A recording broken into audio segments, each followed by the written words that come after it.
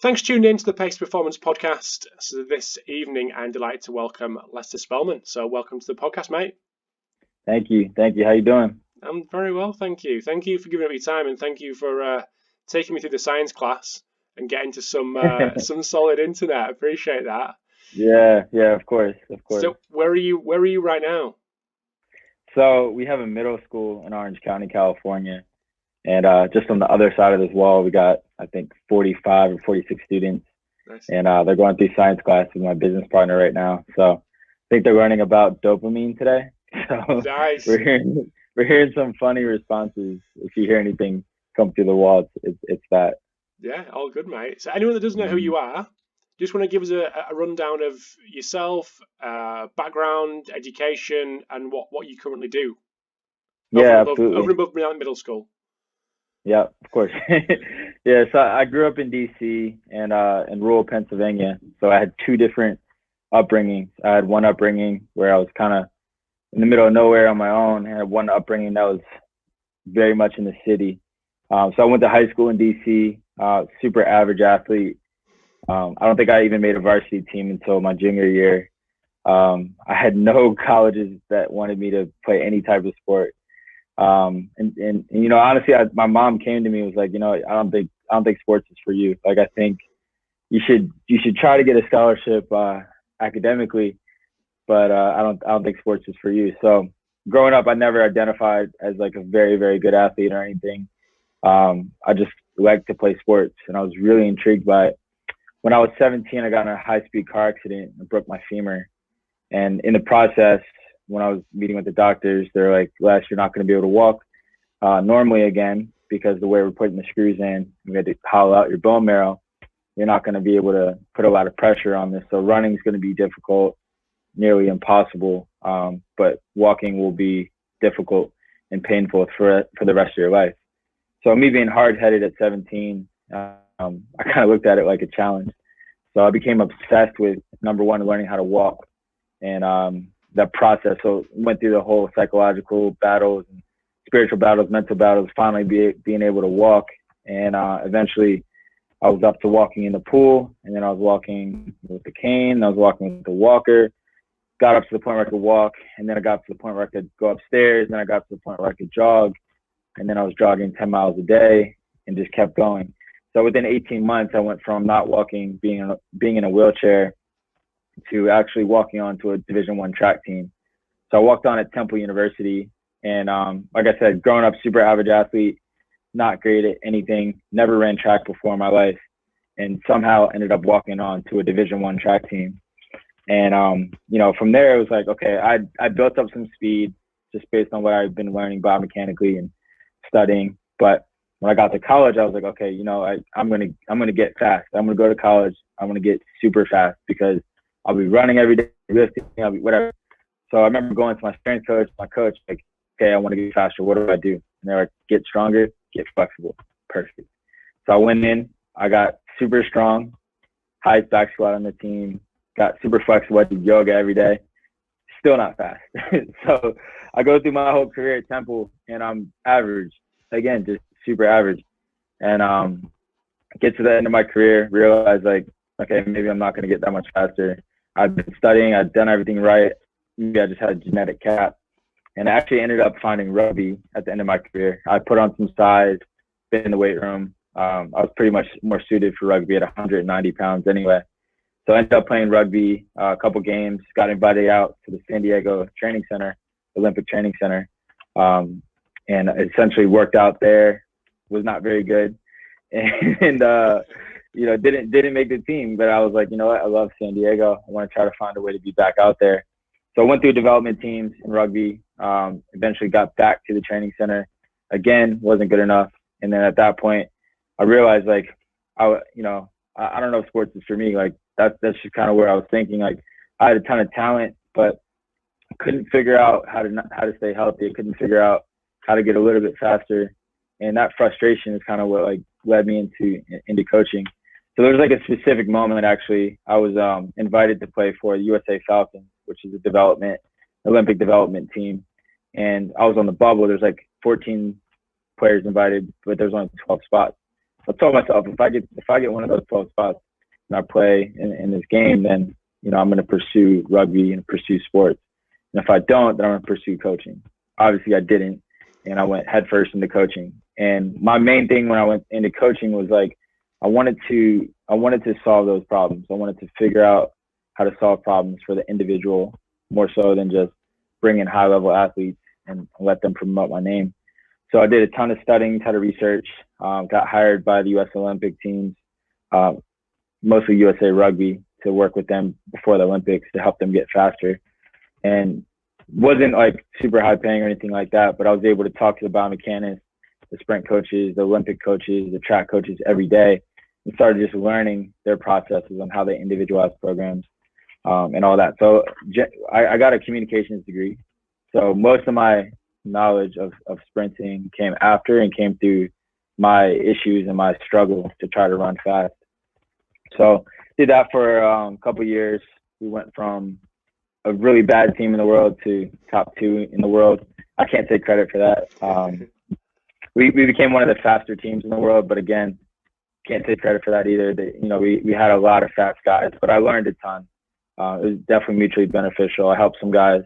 They helped me a ton. I learned a lot. It was good practice. So that eventually led into the NFL world, which is kind of where I live now. Did NFL combine training for the first time, 2017. Had 3 athletes. All 3 did pretty well. Next year I had 18. Had a pretty good success with them. The next year I had 28. And then, started getting first rounders. And then this past year I had a smaller group of 14, but we had the number 1 pick and most of our guys drafted and on teams. So did that for, a couple of years. And right now, this past year has been about building out technology and building out, systems that we can scale and help more athletes and get into more athletes' living rooms with technology and help them. So that's kind of been my mission recently. Very interesting story. Good to hear. Yeah. Love it. Yeah. How did you transition? Well, not transition, I suppose, run alongside the coaching. It's obviously a business side of it, to actually get athletes to you, to keep them, to develop what you have developed. And we were talking about your Instagram earlier, and that obviously feeds into all this. How's that been for you? Yeah, I think it was a lot of trial and error in the beginning and a lot of failure. When I first moved to San Diego, I was sleeping in my car, and I had nowhere to live, had no money. I was like printing out flyers and putting them on everyone's cars and hoping someone would call me. But really just like I realized like all I need is 1 athlete. So I got 1 athlete in, did my best job with that 1 athlete. That 1 athlete led to 2 more. Did my best job with those 2, just built it. And just honestly, it was about providing as much value to that 1 person, whoever's in front of me, and staying in the moment that was the most valuable for me. And then using that as, true, like I'm a terrible marketer, terrible at business, but I'm really good at telling the truth. So it was really easy for me to tell the truth and say, hey, I had an athlete, that was on your team and he went from A to B. Or guys would perform well and be like, whoa, what are you doing? And, they would be, oh, my guy left. So, I was really bad with like, marketing, reaching out, all that stuff, calling people back. I was terrible, but I was really good at trying hard. And in the beginning, I didn't know a ton. Like I probably wasn't the greatest coach, but, relationship was the most important thing to me. So built the relationship. I gave as much effort as possible. And I was able to be like, hey, I don't know the answer to that. And I would go home, study all night, come back the next day and be like, oh, I figured it out. And like just being honest with them like that, like, it started to build. And then same with the Instagram, is like, again, I have no idea what I'm doing. Half the time I'm just like shooting it out there, and if it works, I'm like repeating that until it dies off. But I started building it 2014. When Instagram first came out, and I think it was like 2011, like I got it and didn't really understand how to work it. And again, trial and error, what works, what sticks. But then I realized it's just storytelling. So storytelling your life and making it about other people and less about you. I think that kind of drew people to it in the beginning. And then now it's telling stories about how we're taking people and trying to change their lives through using one or two metrics that we feel like we can influence in their life. So when you say your business partner's next door teaching science, talking about dopamine, Yeah. how's this part of the business? Yeah, so this is a new part of the business, and something we really were thinking about over coronavirus, and we were just like really struggling to understand how these kids are learning and how they're improving during a time like this. And we wanted to provide more options for athletes that wanted to choose the track of being an athlete, going Division I, or trying to be professional. Like, what are the things they can implement starting today that would help them be successful? So we wrote a list down. You know, we got into meditation, got into yoga, got into holistic health, and we got into reading, and we got into, we started listing all the things, and we started listing, what we could do from an athletic side of things. And we felt like there was an opportunity, just out there in the market for athletes that wanted to focus on sports and academics, but have that opportunity to develop during the day and not just be in class all day. So this is a model that we had last year through a charter school, but we had like 25 kids. This year we became a full private school, and we have almost 50 kids in it. And essentially they're training. We have a very general training program that's speed, strength, agility, conditioning, power, basic performance stuff. And then we have a holistic curriculum that's, we talk about nutrition, meditation, those types of things, grounding. And then we have a academic curriculum. So all three things are concurrent, go together. We have classes. So in the afternoon, they're doing their, core classes like science and math, English. So my business partner, Dylan, he's my business partner with Spellman, but also with the middle school. And he's a teacher, natural teacher, super analytical, and the kids love him. So he's teaching science right now. Then they have history. So yeah, it's dope. Yeah, we love it. That's great. Good work. Great work. Thank you. So just to bring it back to the speed stuff, which obviously you're most well known for, I'd like to put a couple of scenarios to you, athletes to you, that people may come across and may ring a bell with them and try to relate it to some of their athletes, or someone that turns up at their facility, or someone that's put onto them. So firstly, a team sport athlete that has never done speed work before, and just to get your first initial thoughts and run the listeners through where your head's at when that athlete turns up to your group, and then we'll just use that as a bit of a guide for some discussion, if that's all right. Yeah, absolutely. Like initially, I prefer the athlete that's never done any work before, because they have no bias coming into it. So a lot of times I get a high school kid that's, super high ranked, and he comes in, he's like, like my speed coach in 7th grade told me to be on my toes. So they're doing everything on their toes. And then, he told me to don't move my arm past 90. So like sometimes there's biases they come in with. When they're raw, I love it. It's like a raw piece of clay that we're gonna mold. And I have faith that our system will teach them the things they need to learn. But yeah, when they come in, it's exciting. I love when people are like, "Oh, I've never done it. I don't know what it is."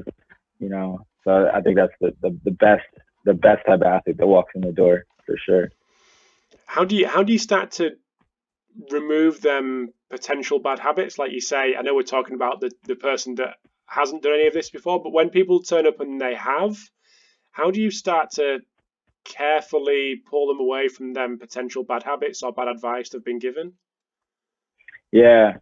So, it doesn't matter if they're professional, or even lower. Like the first thing we're going to do is profile and see like what it actually is. Because sometimes they have these things that we might say are bad habits or might say are incorrect. But, when we profile them, we see their forces, horizontal force is amazing.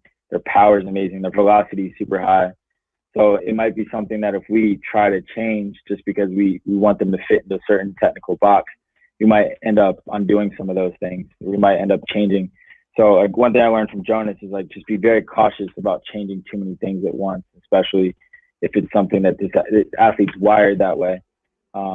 Because if we unwire them, we better be able to support them through PT and through everything else that we can do to make them actually take that new neural pathway on that new skill on. So I think the main thing that we do is profiling. The second thing we do is the technical model will kind of build out those things. So for example, like if they're consistently just high on their toes, and we have drill patterns that we're going to start them at, vertical drill patterns like walking, basic patterns, and make sure that we're cueing those things through there. And then when they're running, we're just seeing, okay, does this skill that we're teaching them in a very technical part of the practice, does it translate over to the running? And if it does, great. If it doesn't, we just keep drilling it until it may or may not. But we're just really cautious about undoing some of the things that the athletes have, and spreading that out over more time. I think in the beginning, what I was doing was I think I was coaching because it was a show, because I was trying to get other parents that were watching to send their kid to me. So I was coaching everything. I was saying, put your hand like this, do this, do that, do this, do that. It was less about the athlete, more about me at the time. And I'd overcoach them. And now I think maybe because I'm older, about to be a dad, I'm a lot more patient. So I'm looking at, number one, do their physical capabilities line up? If not, then okay, here's interventions that we're gonna create. And number two, is the technical issues that they have, is it gonna lead to injury or decreased performance? And if it's one of those two things, obviously intervene. But if it's their power super high, the velocity is high, the force is high, and they don't look good, well, we're gonna do 1% changes, but we're not gonna undo that athlete completely.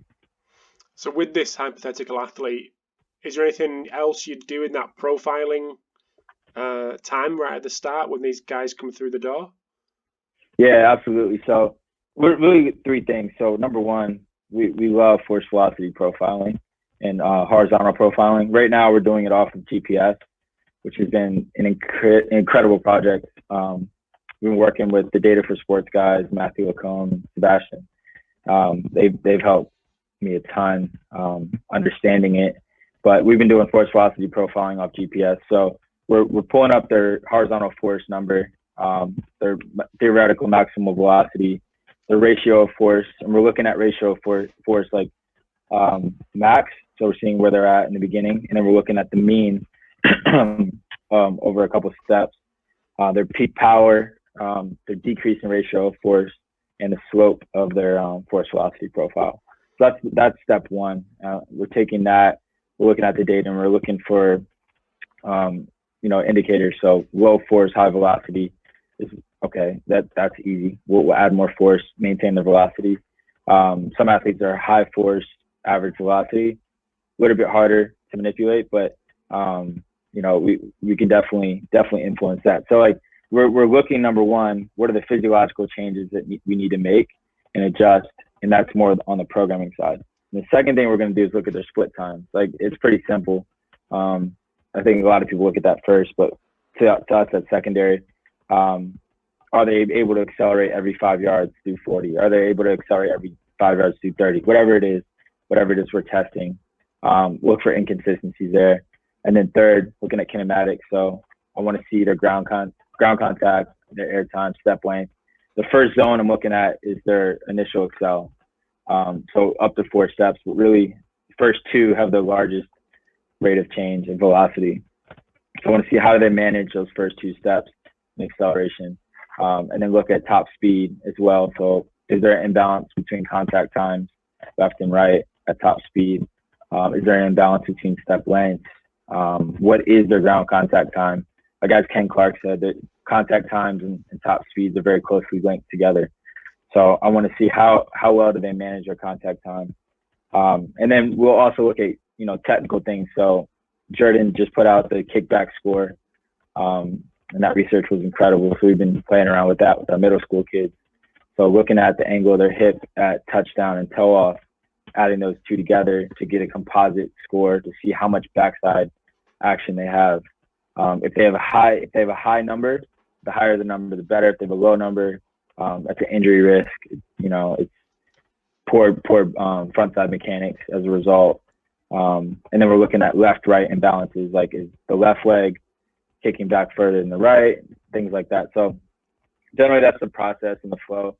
we go through. It sounds like a lot of time, but it's probably like 10 minutes per athlete. Like, Okay. it's not a lot. We have an incredible team here. We have a few interns, a few staff. So when an athlete comes in, it just goes down the chain. We have a girl, Katie, who's incredible, does all the GPS stuff for us. Then we have, people doing kickback scores. So everyone has a role, and so we get it done pretty quickly. So we profile 50 middle school kids in, an hour and a half.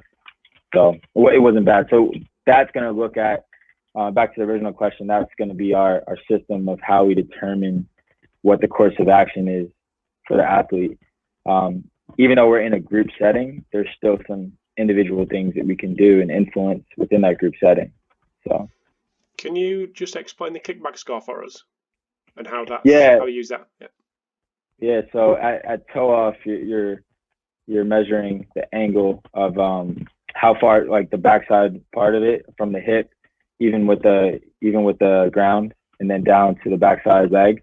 So you're looking at that angle. So if the leg, for example, continues to drive way beyond the center of mass, long ground contact, number one. But number two is just going to throw your leg backside.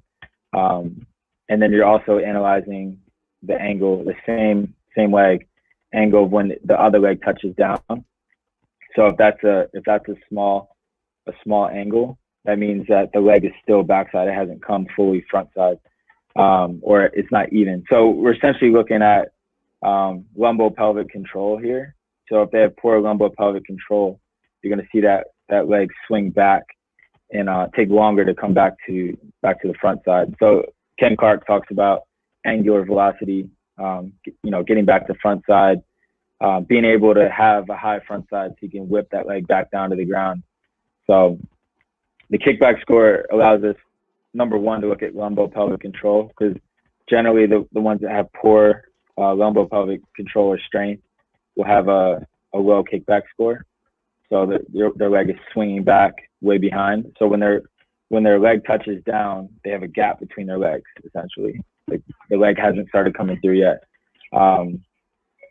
So athletes that have a higher kickback score, you'll see their knees almost side by side on touchdown.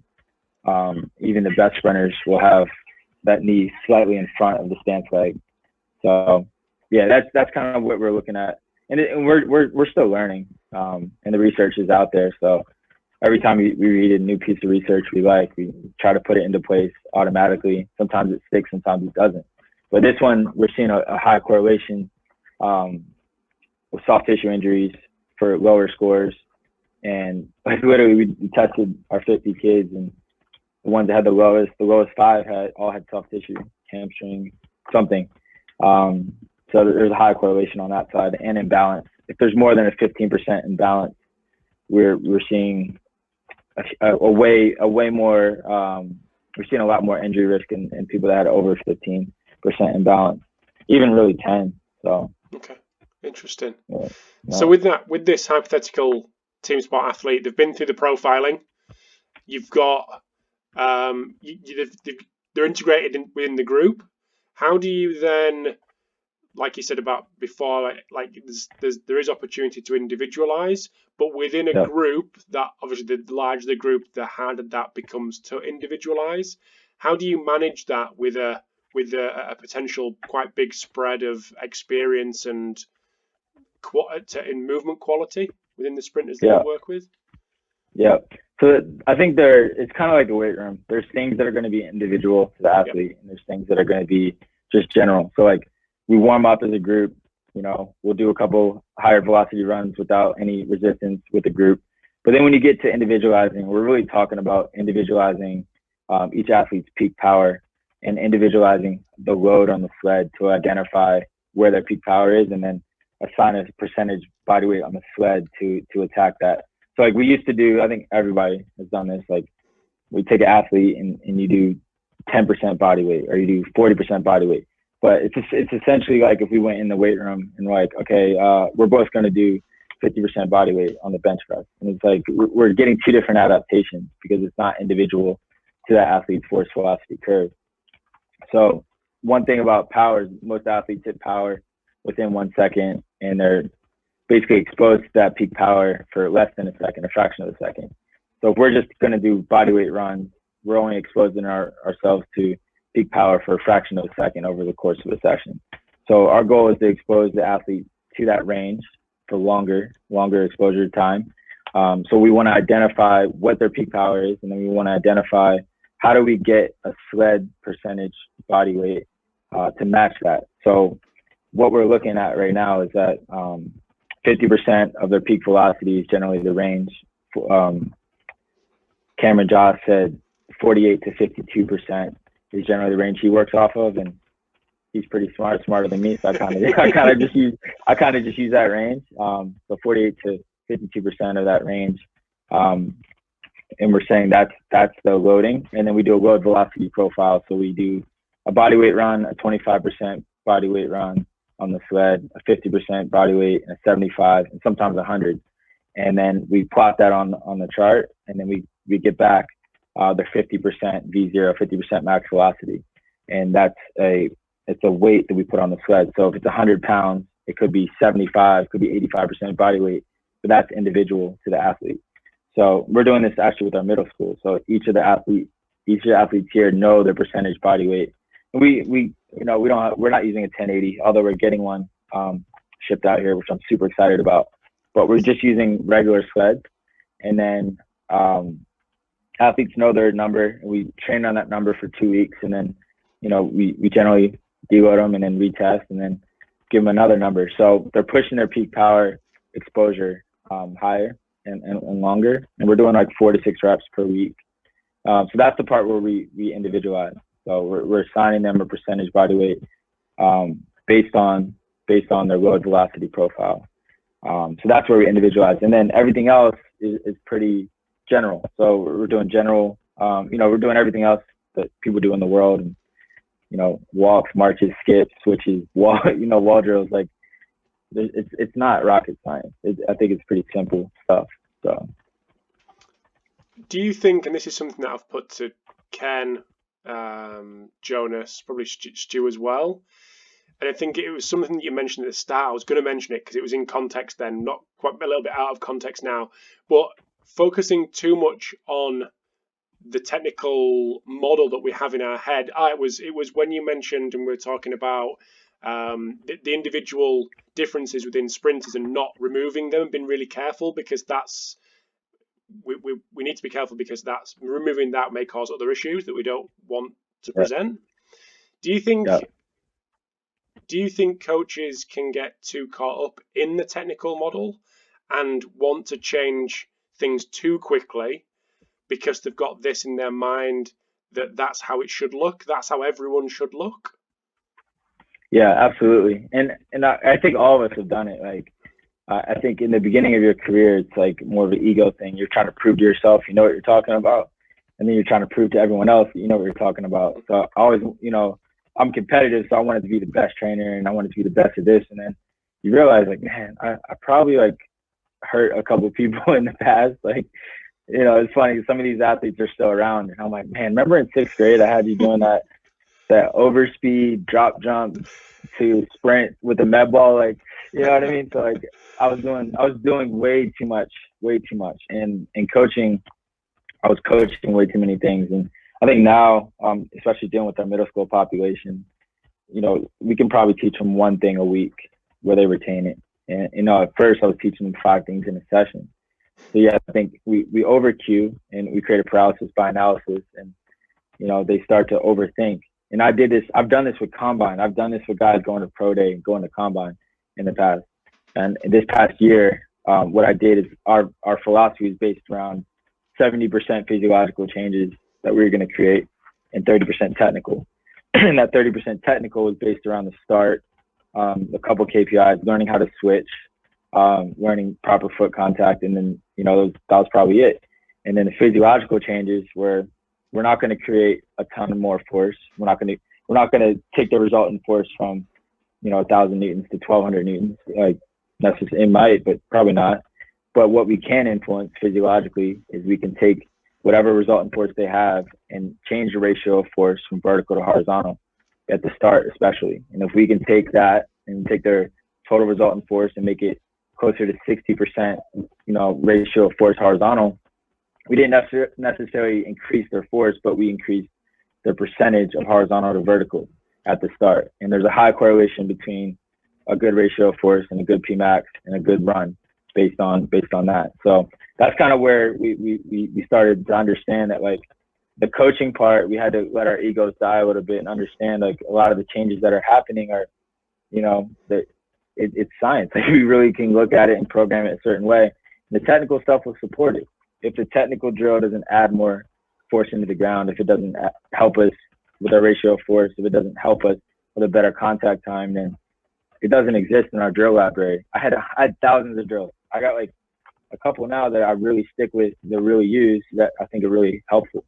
So you mentioned about over cueing. That's really interesting about how you've progressed and say less. How have you forced yourself to do that? Obviously, there's maybe not the parents on the side that you need to impress anymore, but how have you been able to just remove that from your coaching style? Yeah. So I think it starts with setting the intention for the session and having the athletes understand what the goal is, and then letting them kind of figure out how to reach that goal, whichever way they do. So if I say our goal today is projection, and here's what I'm defining projection as, and here's our key things, and then when I'm cueing, I'm really focused on one or two things at most. So our entire goal coming into the session, I knew what it is. Broke that into micro components. So maybe it's torso projection, or maybe it's hip projection, whatever it is. The whole drill set that we do that day is based around that one or two things. And then letting the athletes figure it out, and then keeping them within boundaries. So I think Stu McMillan talks about it a lot, having an exploration, like they're exploring into certain movements and certain things, and understanding that, it's going to take time to get there.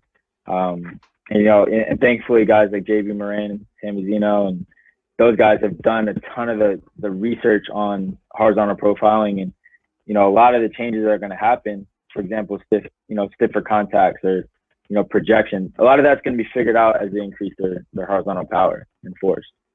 So that's what I noticed, especially during coronavirus, when we had guys that went to the combine and then they had a break and then they went to pro day. So they got done combine, the coronavirus hit, we shut down, and they still had a pro day.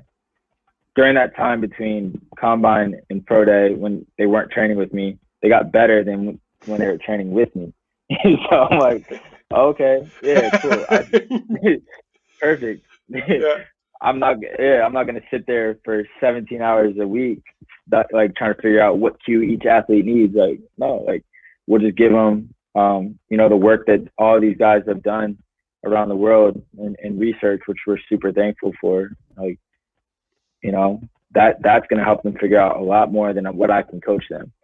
If they have good horizontal power and good force, good velocity, they're going to run well. They're going to do well. And then we just keep them within that box, cueing wise, one or two things here and there, and start developing out a model that they can actually stick to and remember and keep with them. I mean, I got a guy right now in the 49ers, a receiver. He does 2 drills every day. He does a switch drill. He does a dribble bleed every day. Those are his 2 drills that get him primed and ready. So he does his warm up with the team, does a couple switches, does a couple dribble bleeds, and then he's got it. It gets set in his mind. This is going to help me in practice because it's going to keep me switching. It's going to keep me with a stiff contact. It's going to keep me under my hip, and he's good. So, yeah, I know that was long-winded, but that's great. No, don't apologize there. No worries at all. So, second hypothetical athlete that comes your way, someone that keeps presenting with hamstring issues, what would be the first port of call for you to attack with these guys? Yeah, no, and this is like always a touchy subject because the therapist, they're going to be like, well, that's not your lane. So it's kind of it could be multiple things. So is it a volume issue? Is it something related to the lumbopelvic control, or is it something physiological? Like, is it something that's presenting in the force velocity profile? For example, we've seen a lot of guys that have super high velocity capabilities, but have very low horizontal force outputs, especially in the beginning. we're seeing a lot of those guys pull up injured. I'm sure there's some studies out. I've heard JB talk about it a little bit, but we're noticing with our middle school kids, the ones that are velocity based and not force dominant in that sense. We're seeing these kids complain about when, the wellness scores every morning. They're more sore. They have little nagging injuries, things like that. So at first we want to figure out like what's the mechanism, like why are they always getting hurt? And then lastly, look at technical. So kickback score, is there an imbalance? Are they extremely backside, which they probably are? Are they contacting in front of their center of mass? How far are they contacting in front of the center of mass? What does their hip height look like? Is that playing a role in it? Is it a strength thing? So essentially start there. But then generally what this is, again, super hypothetical in general. But what we'll do, number one, is pull back on the velocity side of things. So most of the injuries that they're experiencing are from a higher velocity. So we're going to pull back and introduce a higher force. So we'll still keep the velocity part within the program, but we'll just reduce it by 50, 60, 70%, just expose them very minimally. But what we've seen is that you can make a 10 to 20% increase in horizontal force within, a cycle within like 4 to 6 weeks sometimes, especially with our middle school kids. Like, oh my God, wait till you guys see this. With these kids, it's incredible. So we can increase their horizontal power. We can really focus on developing more power for that athlete and get them more horizontal on the force side and still keep that velocity intact. And sometimes that tends to work out some of those issues that they might have had at higher velocities because they're getting to that velocity through an efficient acceleration. Force and acceleration are very, they're linked. They're the same thing essentially. So if the athlete can accelerate into that velocity and they're not touching on just velocity-based movements to get to that velocity, you're going to see a little bit less of the soft tissue stuff. And then from there, building out the technical model, all of our athletes have some anterior, lumbopelvic issue that we're trying to work out. So building the strength in that. And we were literally just talking about it earlier and yesterday. We were all looking in the mirror and we're like, man, like, we've been sitting more because of coronavirus. Like, we're all kind of slouching a little bit, our hips are in the wrong place. So we really do drilling to practice the hip position and locking that, as neutral as possible in place. And sometimes what we'll see if the psoas and glute can't work together and keep that locked in, then we start to see secondary hip flexors come into play as primary ones. And we see adductor strains, and you see the hamstring trying to do the job as what the glute would do. I actually learned that from Chris Corfus, like looking into his stuff, looking at the zones and things like that. So again, I'm not a therapist. I can only speculate, but generally, like I would never do this on my own. I would always go through someone else and say, okay, well, what do you see? And then try to do my part. But if I am doing it on my own, this is kind of the pathway we go down. We want to see physiologically where their force is at. We want to see technically, are they backside? Are they landing in front of their body? And then see, how can we influence those things through training? From a technical point of view, how do you attack the kickback score and improve that? And you may have said this already, but just to kind of pull your thoughts together in this area. Yeah. Jonas has me addicted to switching. Like, with a ton of switches. Just getting the hit to be the driver for movement. A lot of times when athletes first come in, they're really focused on distal points. Like, they're focused on their foot raising up or their knee raising up. So our goal is really to think about as close as we can proximal to the hip. That's where we want to initiate the movement. So when we're switching, we're thinking about switching from the hip. And if you can do that while running, it's essentially what we want to do. And that's what's going to help you stay front side and not kick back so far. And then dribbling. Dribbling is like, we overdo the front side part of it, just to get them to understand like where they are in space and where their hips are and where to contact, and actually how to take a dribble into a run is a skill. It's super hard for athletes at first because they all go from dribbling to just accelerating. So can we take a dribble into a high speed run without changing our posture. And what does that take? So like understanding that. Cameron Josh has a great drill, like at the med ball. You hold the med ball at the belly button, like a 3-pound med ball right at the belly button, and you're trying to punch that thigh up to that ball. We started playing around with that, and I was like, oh man, this is dope. Yeah. So we started looking at that type of stuff. But the two most transferable drills that we've used, vertical drills, are the switch and the dribble. And then we look at, like, is it a postural thing? So sometimes we build in a little prehabs before the session, just little routines to build that strength.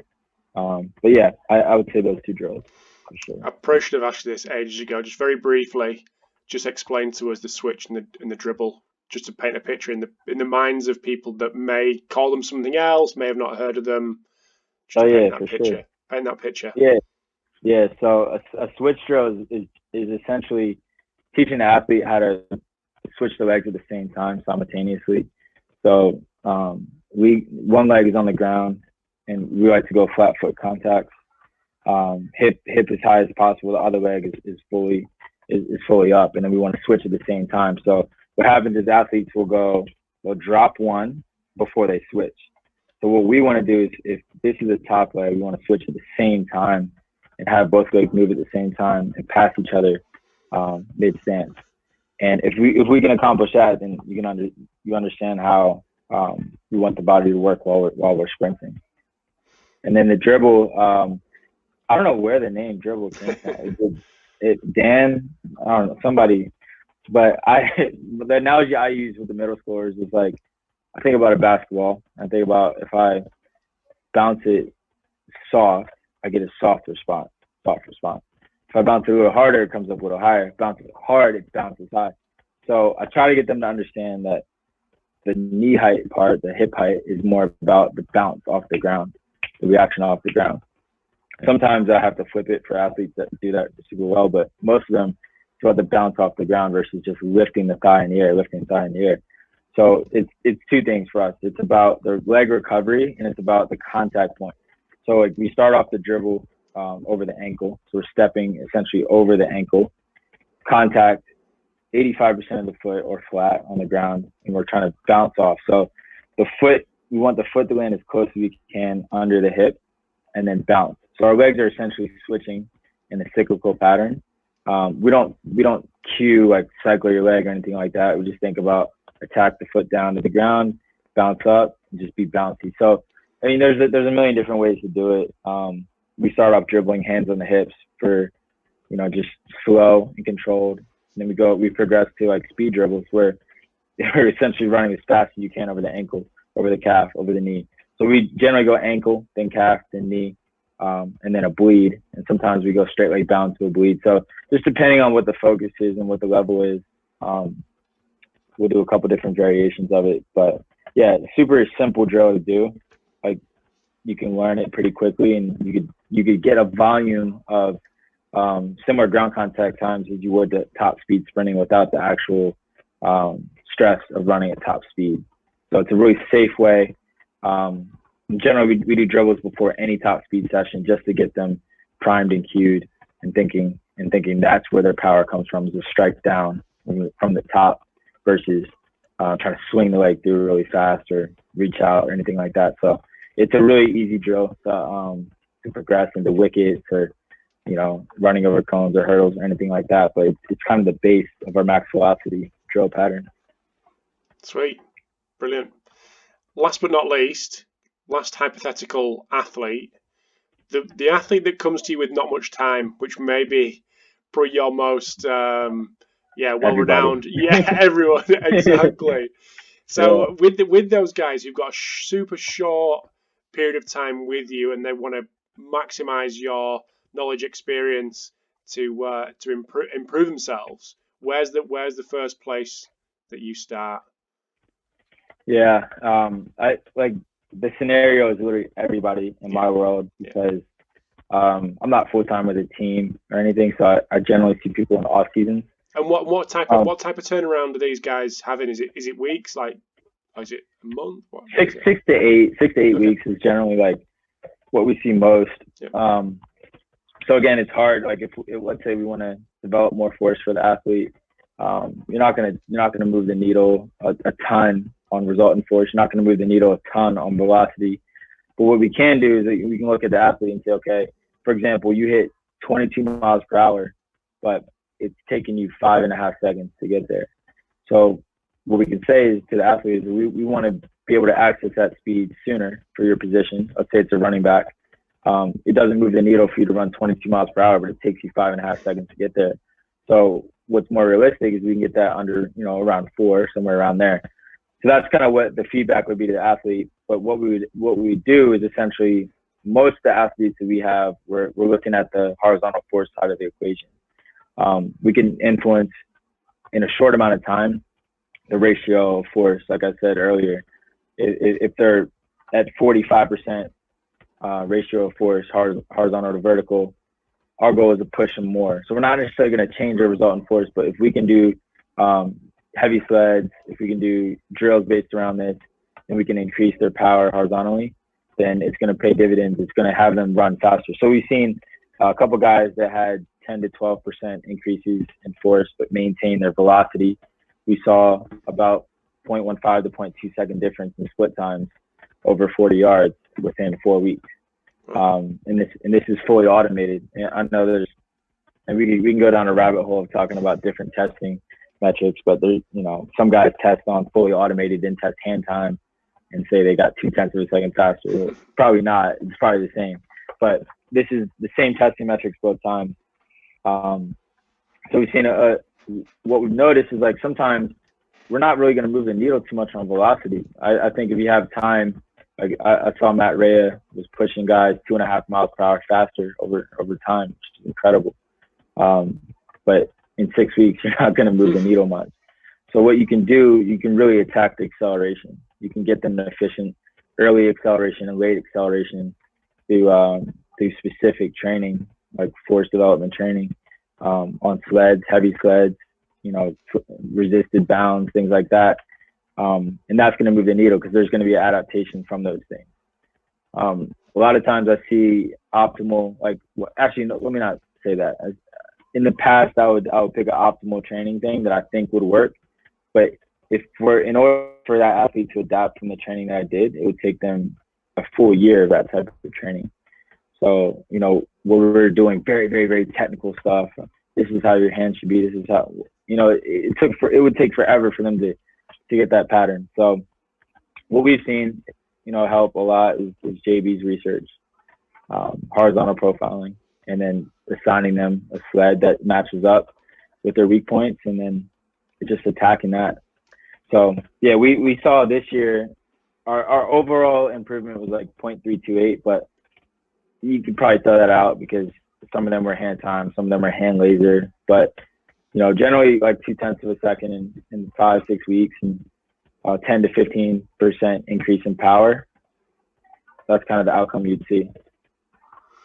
Sweet. I'm just interested to know what's next. What's next for you? Yeah. You've gone from a small group, then the numbers have gone up, obviously for volume, then you've come down again for quality. What's next for you and the group and the team and the business? Where are you going?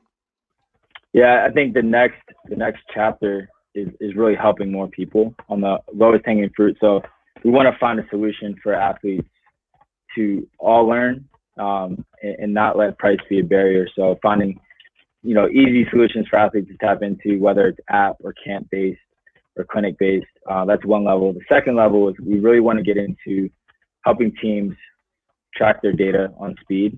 And I know speed has been such a touchy subject with teams because they don't want to run guys, have velocity-based injuries or anything like that. But I think there's some innovative ways that more look like special strength than actual sprinting that we can implement speed into team environments, professional all the way down to high school level. And I think it's a super important thing as we see now in the research that the force decrement over the course of the season is pretty large. You'll see athletes drop 10, 15% over the course of the season. and while maintaining a similar velocity, which is exposing them to risks that they shouldn't be exposed to. And there's easy ways to keep that going. It's the same thing that they do in the weight room, keeping the force going vertically. We're just talking about horizontally, and being able to track that on GPS and get force velocity profiles of GPS and translate that to groups, and then translate that to individual changes that each athlete can do, either on their own or with their team. I think that's the future of where we're going, sprint-based training for teams. And then being a dad, I'm trying to be the best dad possible. So when's the baby due? Probably like a week from now. Yeah, oh wow! A week from now. Oh wow! I'm glad we got it in, because there will be no chance after next week. I know. Seriously. Congratulations! Seriously, that's great. Thank you. Yeah. And that's the future. Yeah, sounds great. Sounds super exciting. We've mentioned the Instagram account. Where can people get in touch? Is that the best way for people to see your work, get in touch, see what you're doing? Yeah, Spellman Performance is the Instagram.